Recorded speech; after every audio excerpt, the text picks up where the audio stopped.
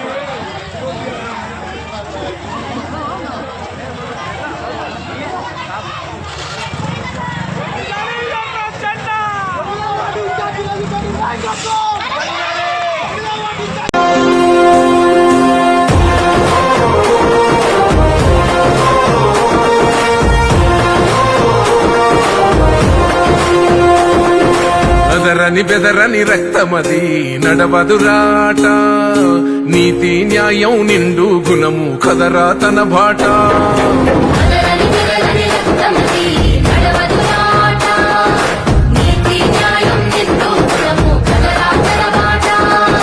నిప్పు చెదలే పట్టదురా నీతిని మరసతిరా, ఉప్పెన తీరుగా వస్తదిరా చూసుకోండిగా. పిడికిలి ఎత్తిన నేలబడి కన్నది బిడ్డలరా, మీ అరుపులు గొప్పలు డబ్బాలా. మీరందరూ జాగ్రత్తగా మన 7 చెల్లెళ్ళు నిలబడ్డారు. 7 చెల్లెళ్ళు వార్డు మెంబర్ గా నిలబడ్డారు. వాళ్ళందరినీ గెలిపించుకోవాలి మన బాధ్యత. దాంతో పాటు కొంచెం ఇందిరా గారిని గెలిపించుకోవాల్సినటువంటి అవసరం ఉంది. కాబట్టి ఎక్కడికక్కడ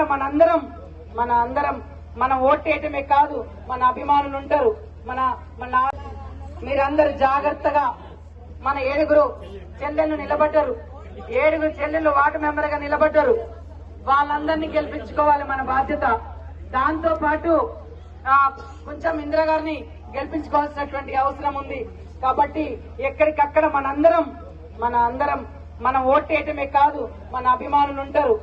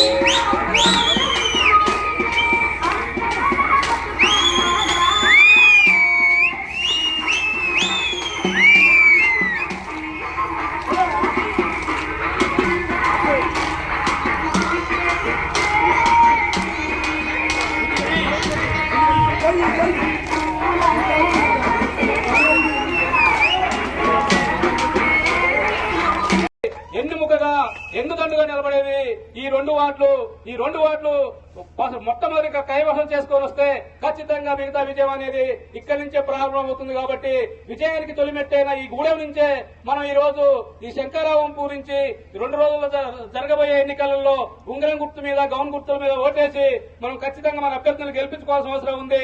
దానికి మీరందరూ శాయశక్తులకు కృషి చేయాలని చెప్పి మా వంతుగా నేను ఇక్కడ ఒకే చెప్పదలుచుకున్నా.